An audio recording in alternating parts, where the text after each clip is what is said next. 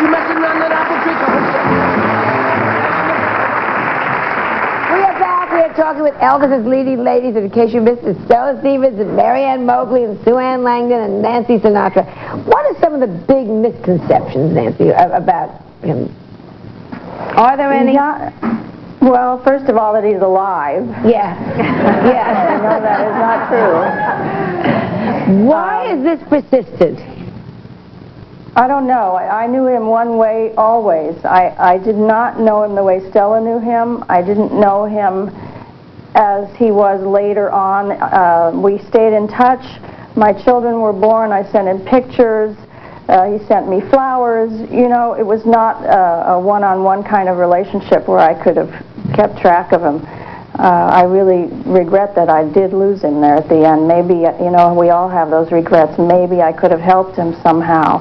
Do any of you feel that way too? Absolutely. If I'd known more, I could have saved him, quote unquote. You know? Well, I don't know if I could have saved him. I think that would be very presumptuous on my part, but I wanted to be his friend because he was a friend to me. He was a very loyal and kind and generous friend. And I felt that because he was the big star, that you hesitated to say, call him up and say, hi, Elvis, you know, how you doing? And I think if more of us had done that probably he would have, maybe his life would have been enriched a little more. Could you get through with all the Elvis Mafia, they used to call him? He was always surrounded by the Well, guys. I did visit him a couple of times in Las Vegas after I worked with him, and one of the misconceptions is that, and I wasn't that big a fan, and all who missed his live performances don't know how fantastic he was. He was, yeah. It was, the charisma, and you just, it was amazing.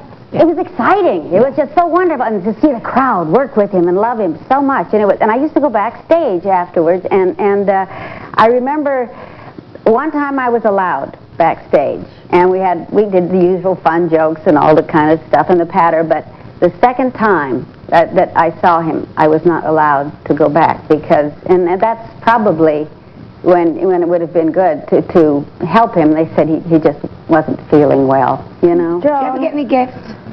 No, Did you say anything, Nancy? Yeah, I want to ask everybody something.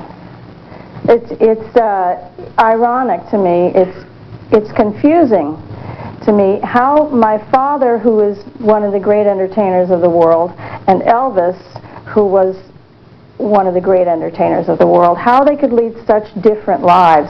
My father was always taking us to the market, or we would go to J.C. Penney's and buy tennis shoes. Elvis could barely leave his house, or felt he couldn't. The fame, I think, was about the same. I've never been able to figure this out. I don't understand it to this day. There's something in there. Even when I worked with him, which he was still very young, he slept all day and he was awake all night. He would go to Memphis and have movies run in the middle of the night. And I lost track of him too. And I remember a time when he was in the hospital in Memphis and I sent him flowers. But I never heard from Elvis again after the movie. I lost touch no gifts? completely. We're going to go to a commercial. Then I want to find, because we always heard great gifts. I want to know if any of you got something you could say, look, Elvis gave me this. Because I know he sent me something, but it's in the mail. We'll be back. We'll be back in a moment with more, so please stay tuned.